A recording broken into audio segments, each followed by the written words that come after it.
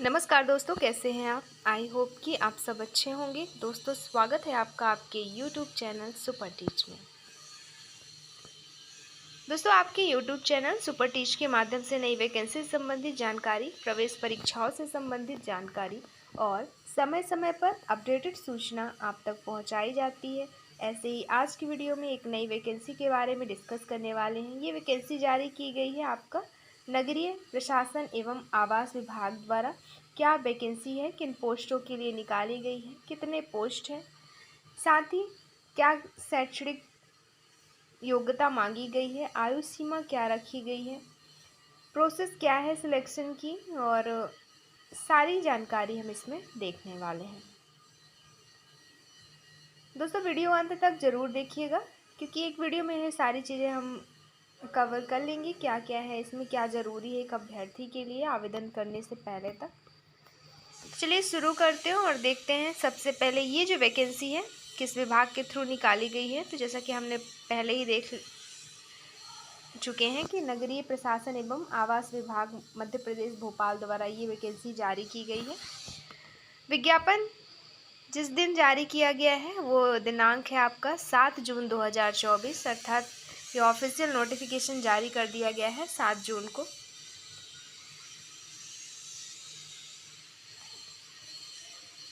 सबसे ऊपर जैसा कि देख पा रहे होंगे, मध्य प्रदेश शासन सामान्य प्रशासन विभाग द्वारा ज्ञापन क्रमांक दिया गया है। इसके माध्यम से दिए गए निर्देशानुसार संचालनालय नगरीय प्रशासन एवं विकास मध्य प्रदेश भोपाल के अधीनस्थ विशेष भर्ती अभियान के अंतर्गत दिव्यांगजनों के लिए आरक्षित पदों की पूर्ति वॉक इन इंटरव्यू के माध्यम से किए जाने के लिए निर्धारित शैक्षणिक अर्हता रखने वाले मध्य प्रदेश के मूल निवासी एवं रोजगार कार्यालय में पंजीकृत दिव्यांगजन आवेदकों से निर्धारित प्रारूप में आवेदन पत्र आमंत्रित किए जाते हैं। दोस्तों, ये जो वैकेंसी है मात्र दिव्यांगजनों के लिए है और जो प्रोसेस रहेगी सिलेक्शन की वो वॉक इन इंटरव्यू के माध्यम से की जाएगी। मात्र इंटरव्यू लिया जाएगा और आपका सिलेक्शन हो जाएगा। और साथ ही साथ आवेदन यहाँ पे केवल मध्य प्रदेश के मूल निवासी ही कर सकते हैं, अदर स्टेट वाले यहाँ पे आवेदन नहीं कर सकते। तो ये थी जानकारी सबसे ऊपर जो लिखी गई है। अब हम देखेंगे रिक्त पदों का विवरण, जिसमें कार्यालय का नाम, पद का नाम, और फिर जो दिव्यांगजन हैं उनके लिए उनके प्रकार, किस टाइप की दिव्यांगजन के लिए कितने पोस्ट निकाले गए हैं, वो सारी चीज़ें। दोस्तों, कार्यालय के नाम में पहला है संभागीय कार्यालय नगरीय प्रशासन एवं विकास मध्य प्रदेश, जिसमें पद का नाम है भृत्य, अर्थात इस कार्यालय के लिए भृत्य के पद निकाले गए हैं। पदों की संख्या 1 है, जिसमें से किस टाइप के दिव्यांगजनों की भर्ती की जाएगी। तो दिव्यांगजन का प्रकार है आपका, विकलांगता की जो श्रेणी रहेगी वो है दृष्टिबाधित और कम दृष्टि।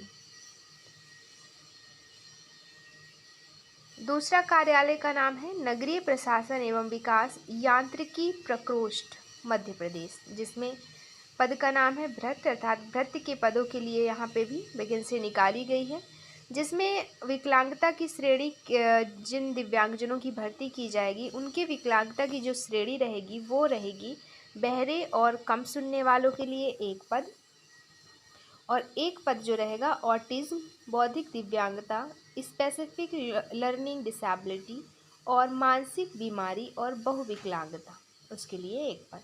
कुल मिला के 2 पद यहाँ पे निकाले गए हैं यांत्रिक प्रकोष्ठ में, और 1 पद निकाला गया है आपका संभागीय कार्यालय नगरीय प्रशासन एवं विकास मध्य प्रदेश में। पदों के लिए जो अधिकतम आयु की सीमा की जो गणना की जाएगी वो की जाएगी 1 जनवरी 2024 की अकॉर्डिंग, उस तिथि की स्थिति में। और अधिकतम आयु और न्यूनतम आयु क्या रखी गई है वो अब हम देखेंगे। दोस्तों, अनुसूचित जाति, अनुसूचित जनजाति, अन्य पिछड़ा वर्ग, शासकीय निगम मंडल स्वशासी संस्था के कर्मचारियों, नगर सैनिक, दिव्यांगजन, महिलाओं जो कि अनारक्षित और आरक्षित दोनों वर्ग की आदि के लिए जो एज रखी गई है वो रखी गई है 18 वर्ष से 45, और इनको छूट भी दी जाएगी 5 वर्ष की, अर्थात जिसकी उम्र 18 वर्ष से लेकर 45 वर्ष के बीच में है वो आवेदन कर सकते हैं। और वर्ग कौन कौन सा रहेगा तो वो हम देख चुके हैं, जैसे SC ST OBC। और फिर कहीं पे आप जैसे कार्यरत है शासकीय में, निगम मंडल स्वशासी संस्था के कर्मचारी हैं, तो भी आपको इसी एज के अंदर आपको आवेदन करना है और आपको इन सब में 5 वर्ष की छूट भी दी जाएगी। अब पद का नाम देखेंगे, न्यूनतम शैक्षिक अर्हता देखेंगे और वेतनमान। तो पद का नाम भृत्य है। न्यूनतम शैक्षिक योग्यता जो मांगी गई है वो है 8वीं पास, आपके पास 8वीं कक्षा उत्तीर्ण होना चाहिए। और वेतन दिया जाएगा मिनिमम 15,500 रुपये पर मंथ, और अधिकतम वेतन की बात करें तो 49,000 रहने वाला है। तो वेतनमान 15,500 से 49,000 लेवल 1 की सैलरी दी जाएगी। आगे कुछ चीज़ें लिखी गई हैं जिसे देख लेते हैं। भृत्य अर्थात चतुर्थ श्रेणी के लिए मध्य प्रदेश शासन सामान्य प्रशासन विभाग के ज्ञापन क्रमांक जो कि यहाँ पे दिया गया है द्वारा परिवीक्षा अवधि में उच्च पद के वेतनमान के न्यूनतम का प्रथम वर्ष में 70%, द्वितीय वर्ष में 80% एवं तृतीय वर्ष में 90% राशि स्टाइपेंड के रूप में देय होगी। परिवीक्षा अवधि सफलतापूर्वक पूर्ण करने पर वेतनमान में वेतन दिया जाना प्रारंभ किया जाएगा।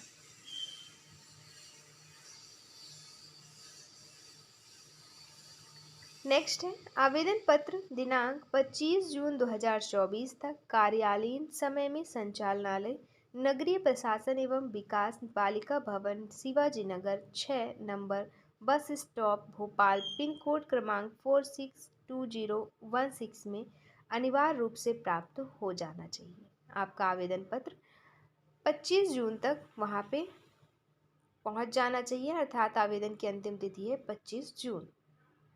दिए गए पते में आपको आवेदन पत्र रजिस्टर्ड डाक के द्वारा या स्वयं द्वारा उपस्थित होकर इस कार्यालय में जमा करना होगा। निर्धारित तिथि के बाद प्राप्त होने वाले आवेदनों पर विचार नहीं किया जाएगा एवं डाक में होने वाले विलंब के लिए कार्यालय उत्तरदायी नहीं होगा। 25 जून तक आवेदन पत्र पहुंच गया तो ही आवेदन स्वीकार मान्य होगा। नेक्स्ट है आवेदन पत्र पर निर्धारित प्रारूप, शैक्षिक अर्हता, शर्तें एवं आवेदन करने के लिए आवश्यक निर्देश विभाग की वेबसाइट www.mparban.gov.in अथवा संचालनालय नगरीय प्रशासन एवं विकास मध्य प्रदेश भोपाल के सूचना पटल पर देखे जा सकते हैं। अर्थात इस वैकेंसी संबंधी जो भी इंफॉर्मेशन है आपको, जैसे प्रारूप, आवेदन का प्रारूप, शैक्षिक अर्हता, शर्तें, आवेदन के तरीके, सारी चीज़ें आपको दिए गए वेबसाइट जो कि mparban.gov.in पर है, वहाँ पे आप जाके सारी जानकारी देख सकते हैं। फिर आवेदन करने के लिए आवश्यक निर्देश क्या क्या हैं वो हम देख लेते हैं। पहला है सेवा में वेतन संबंधी शर्तों में किसी भी समय शासन नीतियों एवं निर्देशों के अनुरूप परिवर्तन किया जा सकता है तथा अधिसूचित पदों में कमी या वृद्धि भी की जा सकती है। दूसरा है अपूर्ण एवं गलत भरे गए आवेदन पत्रों को निरस्त कर दिया जाएगा। तीसरा है पदों के लिए निर्धारित न्यूनतम शैक्षिक अर्हता में प्राप्तांकों के आधार पर प्रावीण्य सूची तैयार की जाएगी तथा प्रावीण्य सूची के आधार पर अभ्यर्थियों का चयन किया जाएगा।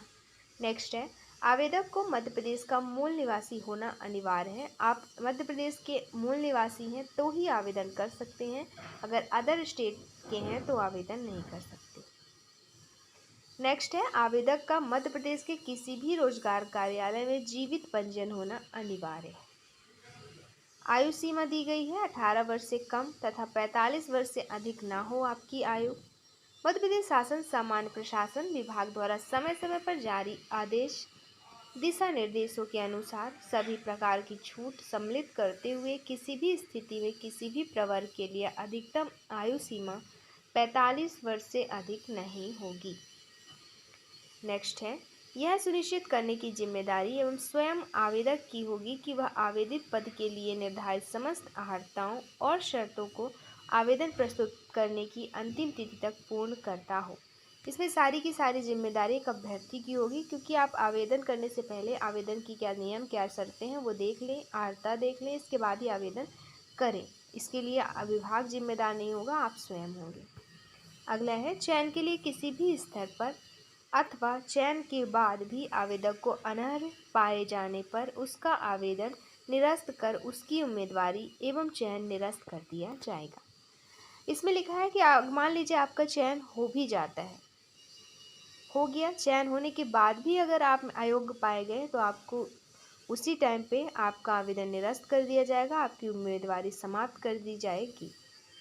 अगला है, यह कि जिस आवेदक का विवाह निर्धारित न्यूनतम आयु पुरुष वर्ग के लिए 21 और महिला के लिए 18 के पूर्व हो गया हो, उसे उक्त पदों के लिए अयोग्य माना जाएगा। मान लीजिए आपकी आयु जो कि एज लिमिट रखी गई है लड़कियों की 18 साल, लड़कों की 21 साल के बाद ही शादी होनी चाहिए। अगर आपकी शादी उससे पहले हो गई है तो भी आपको अयोग्य माना जाएगा इस पद के लिए। अगला है, यह है कि जिस आवेदक की 2 से अधिक जीवित संतान है, जिनमें से एक का जन्म 26 जनवरी 2001 को या उसके बाद हुआ है, नियुक्ति के लिए पात्र नहीं होंगे। परंतु कोई भी आवेदक जिसकी पहले से एक से अधिक संतानों का जन्म होता है, किसी सेवा में या पद पर नियुक्त के लिए निर्धारित ठीक आपका के लिए निर्धारित नहीं होगा। देखिए, जैसे अगर आपके 2 बच्चों से ज़्यादा बच्चे हैं तो आप अयोग्य माने जाएंगे। ये 2 से अधिक जीवित संतान है और आपका जो तीसरा बच्चा है 26 जनवरी 2001 के बाद का है तो भी आप अयोग्य माने जाएंगे। शासकीय अर्ध शासकीय संस्थाओं कार्यालयों में कार्यरत आवेदनकर्ता अपना आवेदन पत्र नियुक्तिकर्ता अधिकारी के माध्यम से प्रेषित करेंगे तथा सीधे प्राप्त आवेदनों पर विचार नहीं किया जाएगा। अगला है, आवेदन पत्र में कोई जानकारी अपूर्ण, असत्य या त्रुटिपूर्ण पाई जाती है अथवा वांछित प्रमाण पत्र संलग्न नहीं किया जाता है तो उसके आधार पर आवेदक को पूर्व सूचना दिए बिना उसका आवेदन पत्र किसी भी स्तर पर निरस्त किया जा सकता है। आपने आवेदन पत्र भरा, उसमें कोई जानकारी गलत है, त्रुटिपूर्ण है, अपूर्ण है तो आपको सूचना दिए बिना ही आपके आवेदन को निरस्त कर दिया जाएगा। नेक्स्ट है, किसी आवेदक की ओर से किसी भी साधन से अपनी अभ्यर्थता के समर्थन अभी प्राप्त किया गया कोई भी प्रयास उसके नियुक्ति या चयन के लिए नियुक्ति प्राधिकारी द्वारा निरर्थक समझा जाएगा। मान लीजिए आप कोई सोच सिफारिश से आपकी नियुक्ति करवाते हैं तो भी आप अयोग्य माने जाएंगे फ्यूचर में। चयनित अभ्यर्थियों को संचालनालय नगरीय प्रशासन एवं विकास मध्य प्रदेश भोपाल के अधीनस्थ संभागीय कार्यालयों अथवा यांत्रिकी प्रकोष्ठ के अंतर्गत किसी भी कार्यालय में पदस्थ किया जा सकेगा। आपकी जो चयन होगी, आपका जो चयन होगा इस कार्यालय के किसी भी कार्यालय में पदस्थ किया जा सकेगा। नेक्स्ट है, यह है कि बिना किसी पूर्व सूचना के चयन को स्थगित अथवा निरस्त करने का अधिकार आयुक्त नगरीय प्रशासन एवं विकास मध्य प्रदेश भोपाल के पास रहेगा। चयन या नियुक्ति में आयुक्त नगरीय प्रशासन एवं विकास मध्य प्रदेश भोपाल का निर्णय अंतिम होगा। बिना किसी पहले सूचना के चयन को स्थगित अथवा निरस्त किया जा सकता है। ये अधिकार सिर्फ और सिर्फ नगरीय प्रशासन एवं विकास मध्य प्रदेश भोपाल के पास है। अगला है, राज्य शासन के अधीन 1 जनवरी 2005 अथवा उसके बाद नियुक्त होने वाले कर्मचारियों के लिए राष्ट्रीय पेंशन योजना लागू होगी। अगला है, आवेदक को इस विज्ञप्ति के साथ संलग्न निर्धारित प्रारूप में आवेदन पत्र प्रस्तुत करना होगा। आवेदन पत्र ए साइज पेपर पर होना चाहिए जिसके निर्धारित स्थान पर आवेदक के हस्ताक्षर हो। निर्धारित स्थान पर आवेदक का नवीनतम पासपोर्ट साइज रंगीन फोटोग्राफ हो। अगला है, आवेदक लिफाफे पर अपना पूरा नाम तथा पता जैसा कि उसने आवेदन पत्र में लिखा है स्पष्ट लिखें तथा आवेदक पत्र पर लिफाफे में सील बंद कर लिफाफे के ऊपर पद हेतु किस पद हेतु आप आवेदन कर रहे हैं तो पद हेतु आवेदन अंकित करें। नेक्स्ट है, यह है कि आवेदन पत्र के साथ सक्षम अधिकारी द्वारा प्रदत्त स्थायी जाति, मूल निवासी, जन्म तिथि, श्रेणी, आपका अनुसूचित जाति, जनजाति, अन्य पिछड़ा वर्ग, विकलांग आदि से संबंधित प्रमाण पत्र शैक्षणिक अर्हता संबंधी अंक सूची या अभिलेखों की स्वप्रमाणित छाया प्रतियां संलग्न की जाए।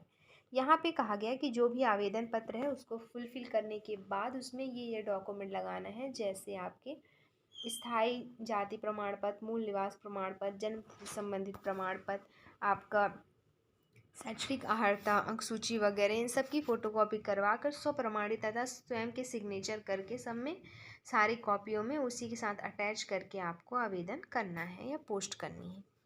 अगला यह है कि दिव्यांगजनों के आवेदकों को शासन द्वारा निर्धारित चिकित्सा मंडल, चिकित्सक, दिव्यांगजनों के विशेषज्ञ, रोजगार कार्यालय एवं पुनर्वास कार्यालय के साथ संबद्ध मेडिकल बोर्ड द्वारा जारी किया गया मेडिकल प्रमाण पत्र संलग्न करना होगा।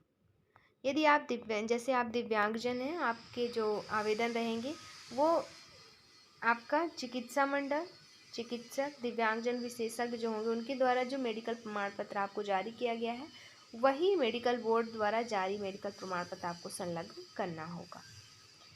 नेक्स्ट है यह है कि निर्धारित प्रारूप एवं शर्तें विभाग की वेबसाइट www.mparban.gov.in अथवा संचालनालय नगरीय प्रशासन एवं विकास के पालिका भवन, शिवाजी नगर, भोपाल स्थित सूचना पटल पर देखी जा सकती है। इसकी शर्तें क्या है, इनका प्रारूप क्या है, आप इस वेबसाइट के थ्रू देख सकते हैं, जो कि है mparban.gov.in।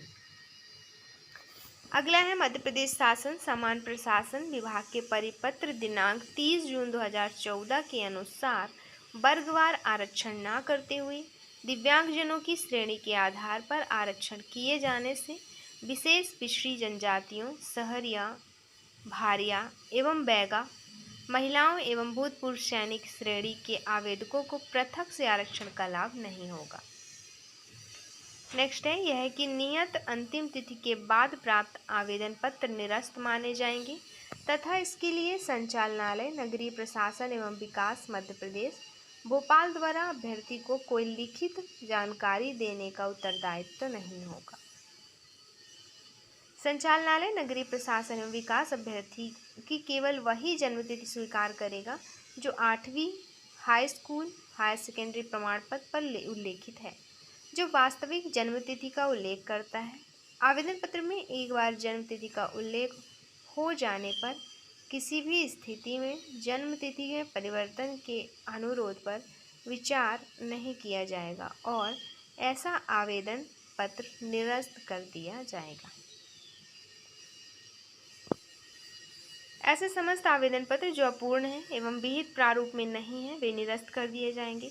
अभिलेखों को कूटरचित किया हो या ऐसे अभिलेख प्रस्तुत किए गए हों जो रूपांतरित किए गए हों वे भी निरस्त कर दिए जाएंगे। साथ ही ऐसे विवरण दिए गए हों जिसमें ऐसी तात्विक जानकारी छिपाई गई हो जो चयन के लिए आवश्यक हो और तो ऐसे आवेदन पत्र भी निरस्त कर दिए जाएंगे। नेक्स्ट, दिव्यांगजन के लिए आरक्षित पदों के विरुद्ध चयनित होने वाले अभ्यर्थियों का उनके लिए जिला स्तर पर गठित मेडिकल बोर्ड से मेडिकल परीक्षण कराकर यह सुनिश्चित होने के पश्चात कि वे वास्तव में विकलांग हैं या जिला मेडिकल बोर्ड द्वारा प्रमाणित किए जाने के उपरांत ही नियुक्ति आदेश जारी किए जाएंगे। यह कि दिव्यांगजनों के लिए आरक्षित पदों के विरुद्ध चयनित होने वाले अभ्यर्थियों की निःशक्तता का प्रतिशत 40% या उससे अधिक पाए जाने पर ही कार्यभार ग्रहण कराया जाएगा। अर्थात आपकी जो दिव्यांगता का प्रतिशत है वो कम से कम 40 और अधिकतम कितना भी हो सकता है, तभी आपको ये जॉब मिल पाएगी। नेक्स्ट है यह है कि पूर्व से जारी किए गए निःशक्तता प्रमाण पत्र का परीक्षण संबंधित जिले के मेडिकल बोर्ड से कराने के उपरांत ही दिव्यांगजनों के लिए आरक्षित पदों के विरुद्ध चयनित होने वाले अभ्यर्थियों को कार्यभार ग्रहण कराया जाएगा। नेक्स्ट है मध्य प्रदेश शासन समान प्रशासन विभाग आरक्षण प्रकोष्ठ द्वारा ज्ञापन क्रमांक जो कि दिया गया है के माध्यम से दिए गए निर्देशानुसार सेवाओं एवं पदों में आरक्षण के लिए दिव्यांगजनों की परिभाषित श्रेणी के अंतर्गत पात्रता रखने वाले अभ्यर्थियों को ही चयनोपरांत नियुक्ति की पात्रता होगी। इसके अतिरिक्त दिव्यांगजनों के संबंध में राज्य शासन द्वारा वर्तमान एवं समय समय पर जारी किए गए नियम निर्देशों के अनुरूप ही चयन एवं नियुक्ति की कार्यवाही संचालनालय नगरीय प्रशासन एवं विकास मध्य प्रदेश भोपाल द्वारा की जाएगी। तो ये थी संपूर्ण जानकारी। अब हम देखेंगे प्रारूप, आपके आवेदन का जो प्रारूप क्या रहने वाला है। तो विशेष भर्ती अभियान के अंतर्गत दिव्यांगजन आवेदकों के लिए आवेदन का पत्र का ये है प्रारूप। यहाँ पे राइट साइड में सबसे ऊपर आपको पासपोर्ट साइज फ़ोटो चिपकाना है। फिर आवेदक या आवेदिका का नाम सबसे यहाँ पे लेफ्ट में सबसे ऊपर पद, किस पद के लिए आप आवेदन कर रहे हैं तो पद का नाम। फिर आवेदक आवेदिका का नाम हिंदी में, फिर अंग्रेजी में बड़े अक्षरों में द कैपिटल लेटर में, फिर लिंग पुरुष या महिला, फिर पिता या पति का नाम, वर्तमान निवास का पता, फिर हिंदी में पिन कोड और मोबाइल नंबर सहित, फिर स्थायी निवास का पूर्ण पता, फिर जन्म तिथि अंकों में।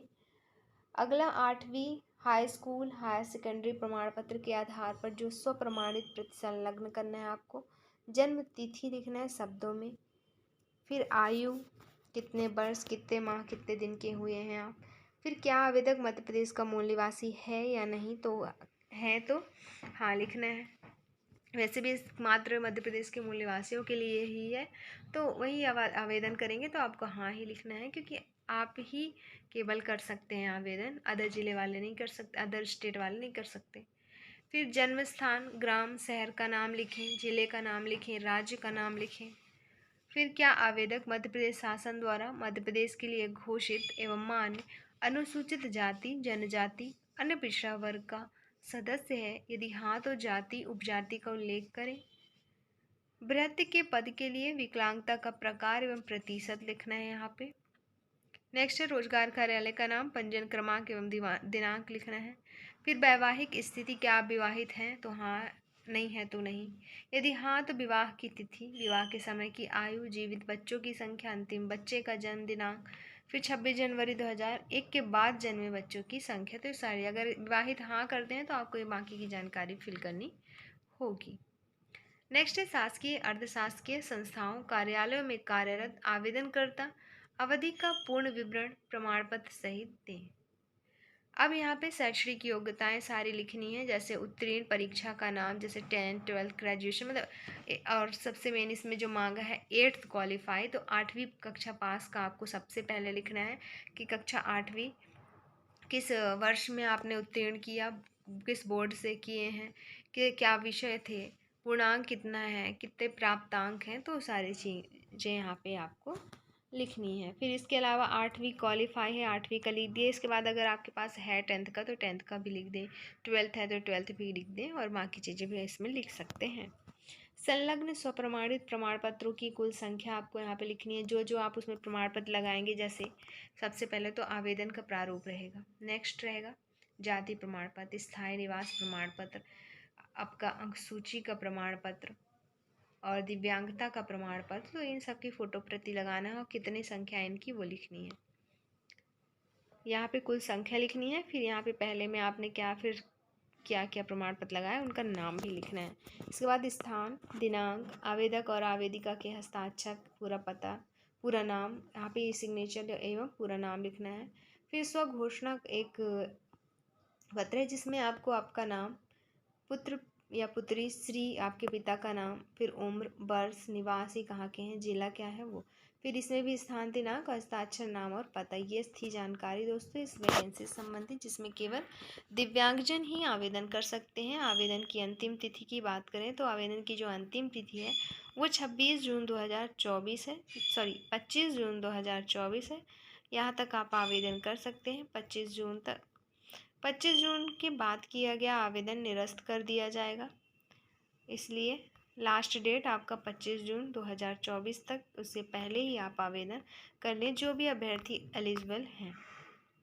और इस वीडियो को दोस्तों को ज़रूर शेयर करें ताकि जो योग्यता रखते हैं वो आवेदन ज़रूर कर पाएँ। आपका जो चयन हो किया जाएगा वो इंटरव्यू के माध्यम से किया जाएगा। बाकी जो भी जानकारी और प्रारूप और अंक सूची वगैरह हैं उनकी फ़ोटो प्रति जो है वो सब आपको डाक के द्वारा वहाँ संचालनालय में भेजा जाएगा दिए गए पते पर। या फिर डाक के द्वारा नहीं भेज पा रहे, आप खुद भी जा सकते हैं, तो आप खुद भी वहाँ जाकर जमा कर सकते हैं।